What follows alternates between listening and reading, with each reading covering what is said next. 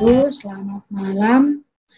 Malam ini kita akan membahas materi tentang gangguan keseimbangan asam basa. Menurut saya ini materi yang cukup berat ya, sehingga memerlukan konsentrasi baik saya sebagai pengajar maupun Anda sebagai mahasiswa yang menerima materi ini. Saya yakin ini teman-teman sudah menerima materi ini pada saat di semester-semester awal ya, di anatomi dan fisiologi tentang hemostasis tubuh, yaitu tentang asam basa. Namun, menurut saya, kita perlu review kembali apa itu asam basa, fisiologi, dan patofisiologinya, sehingga dengan kita memahami kembali, akan lebih mudah kita mengetahui penata laksana yang tepat, terutama pada pasien-pasien dengan kondisi emergensi atau kondisi kritis sekalipun. Ya, memang dasarnya suatu penata laksanaan kita perlukan pengkajian, dan di mana dengan pengkajian itu kita juga harus paham patofisiologi apa yang terjadi pada tubuh manusia tersebut. Ya. Outlines kita pada malam ini yaitu tentang definisi, fisiologi, patofisiologi, penyebab, dan penata laksanaan gangguan dari asam basa. Definisinya, ketidakseimbangan asam basa dan elektrolit ya, pasien bisa datang dalam penyakit yang akut, komplikasi dari penyakit kritis, dan memerlukan tindakan emergensi. Penyebab secara umum, penyakit ginjal akut dan kronis, penurunan volume cairan, ARDS, COPD, dan pasien shock. Keseimbangan asam basa. Nah, tubuh dalam mempertahankan keseimbangan asam basa itu merupakan suatu sistem yang kompleks ya. Masya Allah, ini kuasa Allah yang luar biasa ya, bagaimana sistem-sistem di tubuh kita itu mempertahankan asam basa. Ya, di mana sistem yang untuk mempertahankan dan mengatur asam basa yaitu sel-sel, ginjal, dan paru. Sistem lain yang berfungsi adalah kardiovaskuler, gastrointestinal, dan sistem hepatik. Gangguan pada salah satu sistem akan menyebabkan ketidakseimbangan asam basa, berdampak pada kondisi yang membahayakan pasien. Fisiologi asam basa. Kita kenal ya, ini adalah rumus kimianya H+ plus HCO3 atau bignat ya, yang ini dalam hal keseimbangannya akan dirubah menjadi H2O dan CO2 ya, yang keluar CO2 itu melalui pernafasan dan H2 melalui urin. Ya. pH arteri adalah indikator utama asam basa dan direfleksikan dengan konsentrasi ion H+ di dalam darah. pH dipertahankan antara 7,35 sampai dengan 7,45. pH arteri dipengaruhi oleh asam, yaitu zat yang mampu mengeluarkan ion H+, dan basa yang zat yang dapat menerima ion H+. Jika ion H+ meningkat dalam darah, maka pH akan berkurang. Ya, sehingga pH akan berkurang berarti dia akan mengalami asidosis. Jika ion H+ menurun, pH akan meningkat, berarti akan terjadi alkalosis. Untuk mempertahankan konsentrasi H+, yaitu dikontrol oleh sistem buffer dalam ginjal yang mengatur karbon, asam, bignat, dan sistem akan mempertahankan rasio asam dengan bignat yaitu 20:1. Nah, jadi ada dua ya yang kompensasi asam basa. Yang pertama adalah paru-paru ya, di mana mengatur keseimbangan basa dengan mengatur PCO2. Perubahan pH PO2 atau PCO2 memicu stimulasi kemoreseptor yang mampu menyebabkan peningkatan atau penurunan ventilasi paru. Hipo atau hiperventilasi akan terjadi dalam upaya untuk mengembalikan pH ke normal. CO2 diubah menjadi asam karbonat, gas, dan dikeluarkan dari paru-paru. Paru-paru akan berespon dalam beberapa menit setelah terjadinya gangguan asam basa. Nah, yang kedua adalah sistem ginjal ya, hemostasis asam basa, di mana dia mempertahankan keseimbangan antara mereabsorpsi, ya, menarik kembali, atau mengekskresikan, mengeluarkan bignat. dan mengeluarkan NH4 di distal tubulus sehingga memfasilitasi pengeluaran H+, ion H+ tadi ya. Ginjal melakukan kompensasi dalam beberapa jam setelah adanya gangguan asam basa dan membutuhkan waktu 3-5 hari untuk bisa melakukan kompensasi penuh. Natrium fosfat atau sodium fosfat, hemoglobin, serum protein juga berfungsi sebagai buffer, di mana dia melepas atau mengikat H+ untuk mempertahankan hemostasis. Begitu juga dengan Hb dan protein di dalam sel darah merah, ya, dia sama, dia akan mengikat dan membawa CO2.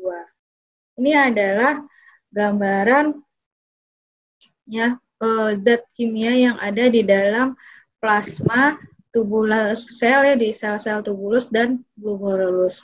Kita pahami bahwa di sini ada bignat, ada natrium ya.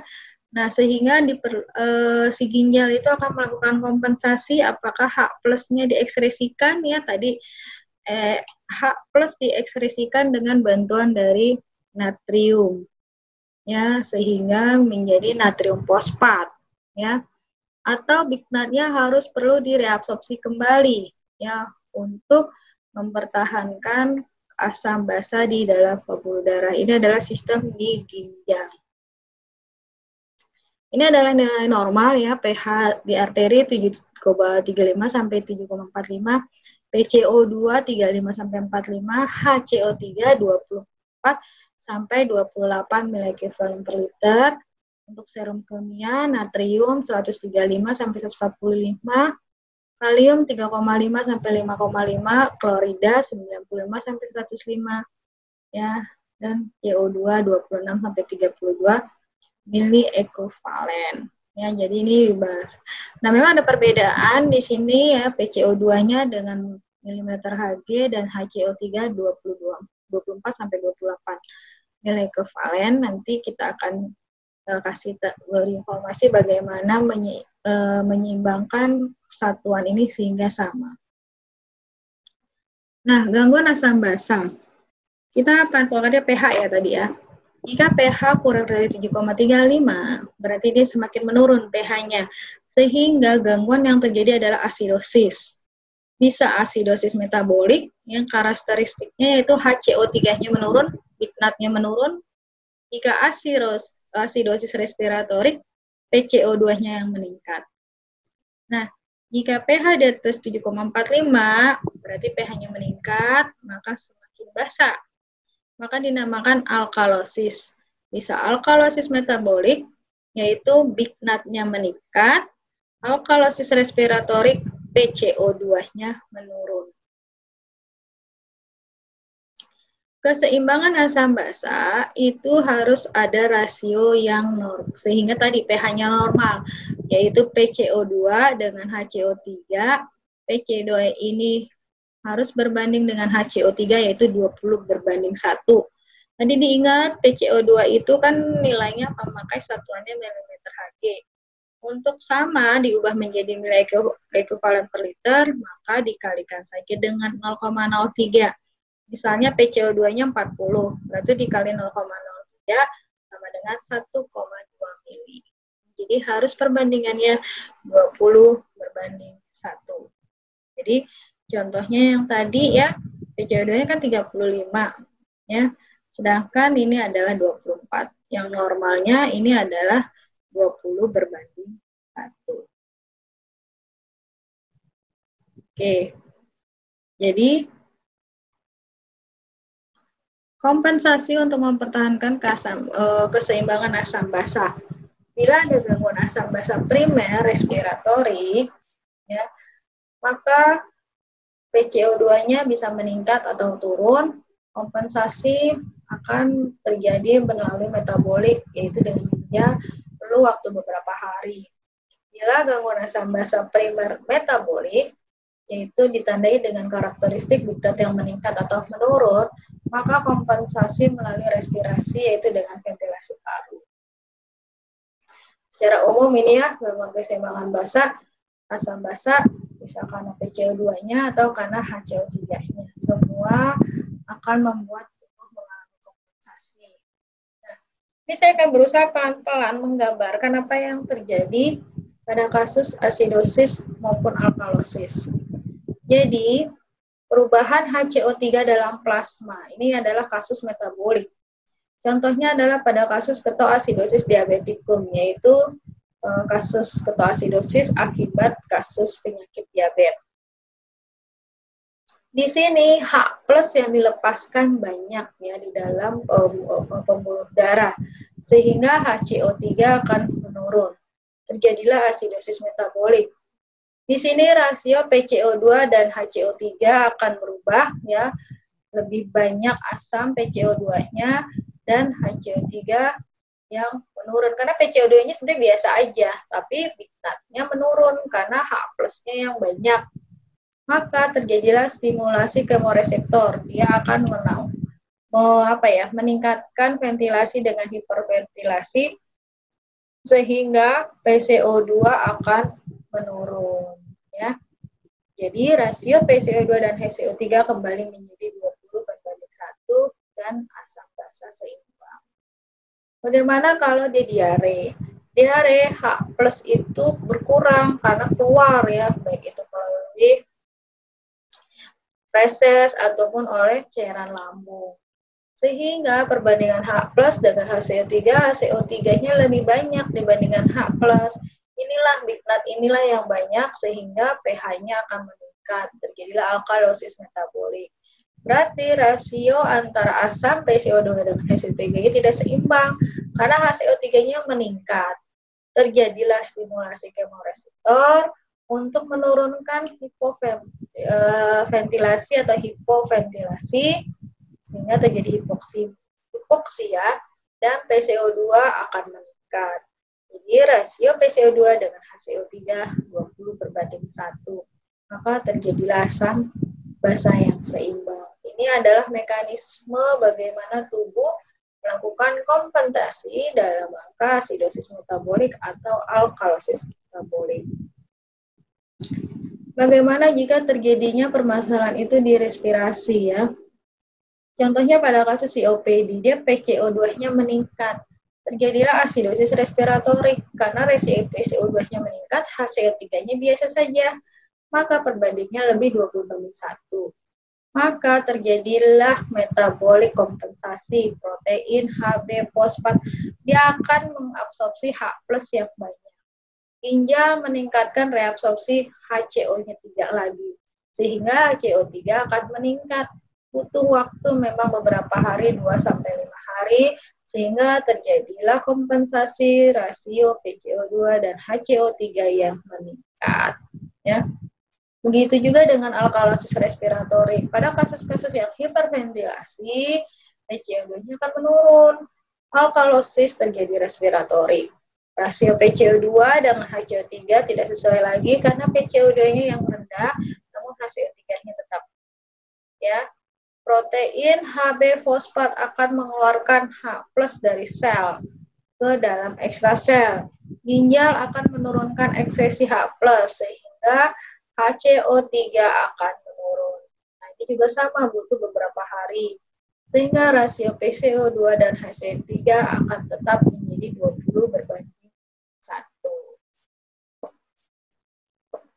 Ya, itu adalah mekanisme. Nah, sekarang kita satu-satu kita bahas. Asidosis metabolik. Ini adalah kasus asidemia, ya, jadi asam dalam darah dengan pH kurang dari 7,35. Di sini terjadi karena peningkatan produksi asam, penurunan ekskresi asam, kehilangan biknat. Manifestasi pada kasus asidosis berat yaitu pH kurang dari 7,2, terjadi penurunan kontraktilitas jantung, perubahan status mental, mual, muntah, nyeri abdomen, dan gangguan elektrolit. Ini adalah beberapa penyebab dan penata laksanaan untuk asidosis metabolik.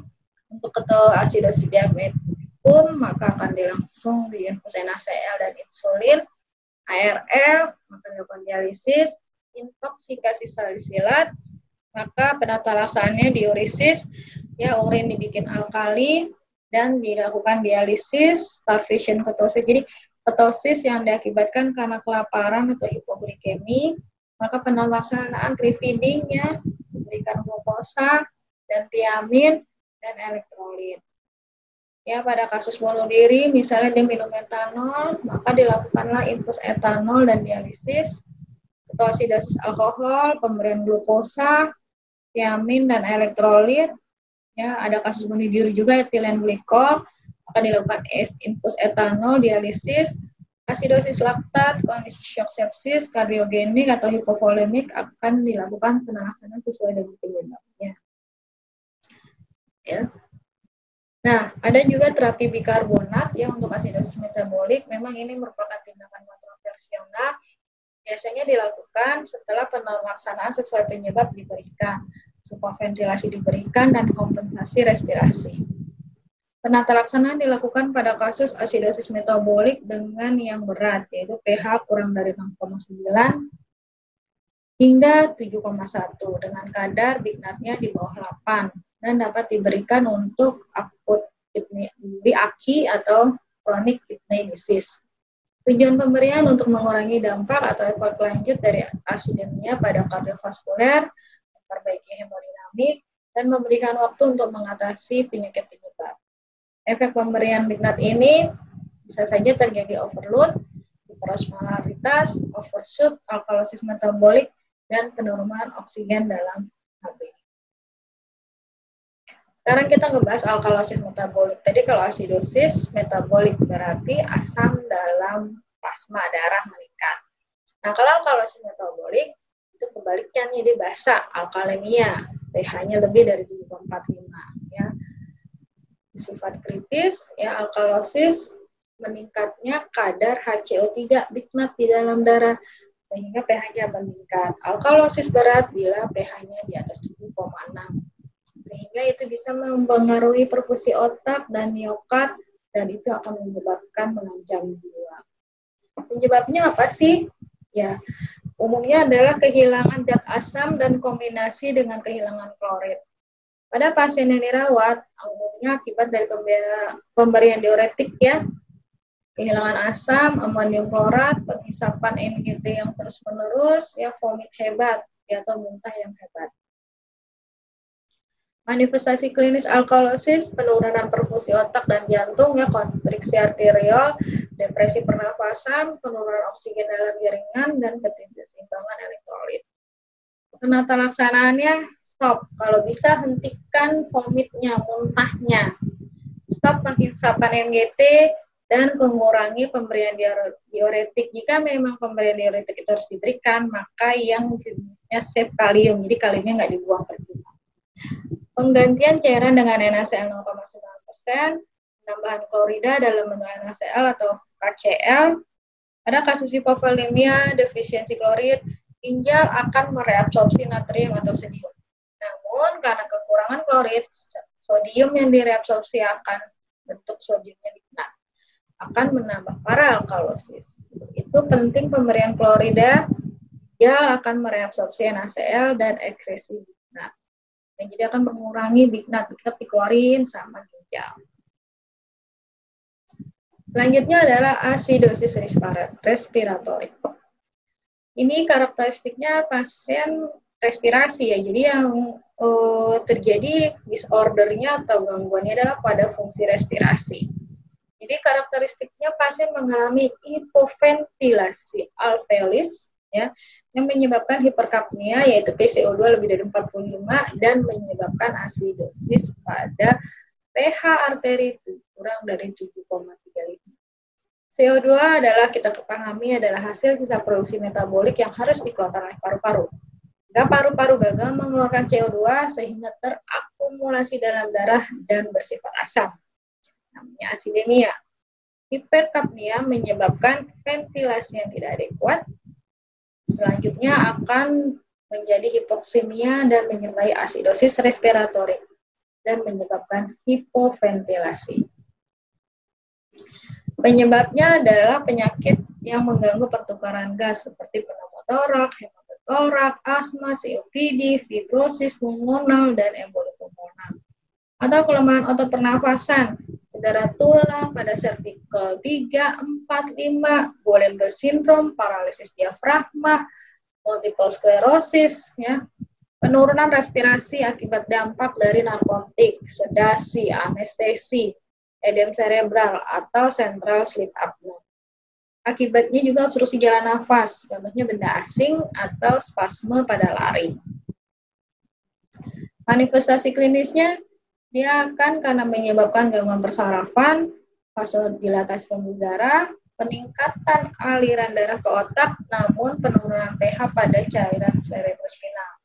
Asidosis respiratorik akut menyebabkan distres pernapasan akut. Pasien akan mengalami hipoksimia dan pasien akan mengalami tahipne dan mudah lelah. Asidosis respiratorik kronik gejalanya sedikit karena ginjal butuh waktu dalam mengembalikan pH ke normal. Penata laksanaannya penyebabnya dicari dulu ya. Pemberian oksigen untuk mengurangi hipoksemi ya versus hiperkapnia, stimulasi pernafasan. Mengembalikan PO2 yang tinggi, meningkatkan ventilasi pada alveolus. Usaha ini juga harus bersamaan dengan mengatasi penyebab. Misalnya asma, maka diberikan bronkodilator dan steroid. Pada overdosis narkotik diberikan pencaharnya yaitu naloxon. Tindakan intubasi diperlukan ya karena ya memang terjadi hiperkapnia progresif, hipoksemia berat, dan depresi pusat pernapasan, maka itu bisa saja dilakukan tindakan intubasi. Nah, ini memerlukan penilaian klinis yang baik dan secara komprehensif. Nah, yang terakhir ada alkalosis respiratorik. Karakteristiknya dia akan mengalami hipokapnia, yaitu PCO2 di bawah 35 mm Hg, dan alkalemi, jadi alkalosis pH di atas 7,45. Alkalosis respiratorik timbul akibat pembuangan CO2 melebihi dari normal, sehingga terjadi hiperventilasi. Penyebabnya ini, ya. Kita paham bahwa pernapasan diatur oleh dua kemoreseptor sentral berada di batang otak, dan kemoreseptor perifer berada di karotid dan di aorta. Kemoreseptor sentral distimulasi oleh penurunan pH cairan cerebrospinal yang terjadi akibat peningkatan PCO2 atau asidosis metabolik. Kemoreseptor perifer distimulasi oleh hipoksemia. Jika PO2 turun kurang dari 60 ml/Hg, maka kemoreseptor perifer akan meningkatkan ventilasi, meningkatnya hipoksemia, dan penurunan PCO2. Banyak juga stimulus non-fisiologik yang menyebabkan pasien mengalami hiperventilasi, termasuk rangsangan dari pusat pernafasan, ventilasi mekanik, dan penyakit paru. Hipoksemia seperti asma, COPD, gagal jantung, hipotensi, pneumonia, edem paru, emboli peri, dan anemia berat, penyakit kardiopulmonal, hipoksemia independen, gagal jantung, gangguan katup mitral, hipertensi pulmonal. Rangsangan langsung pada pusat pernafasan karena cemas ya yang hebat, ya, nyeri, gagal hati, gangguan pernafasan, terutama pada kasus stroke dan tumor, kehamilan karena progesteron, asidosis metabolik yang teratasi dengan bignat secara cepat, ya, intoksikasi salisilat, hiperventilasi karena serangan panik, kondisi psikogenik, ventilasi mekanik yang setting dengan height rate atau tidak volume. Jadi ini adalah penyebab terjadinya alkalosis respiratorik. Manifestasinya adalah peningkatan rangsang pada sistem saraf pusat dan perifer, mengganggu fungsi cerebral, meningkatkan membran excitability, jadi mudah terangsang membrannya ya, menurunkan aliran darah ke otak dan jantung, terjadi vasokonstriksi arterial, terjadi ketidakseimbangan, hipokalsemia, hipokalemia, atau hiposfosfatemia. Tata laksananya, kondisi penyebabnya, ventilasi mekanik dengan setting high minute volume untuk mencapai tidak volume pasien. Ya, itu saja terkait dengan gangguan keseimbangan asam basa. Mudah-mudahan mudah dicerna ya. Terima kasih. Wabillahi taufiq wal hidayah. Wassalamualaikum warahmatullahi wabarakatuh.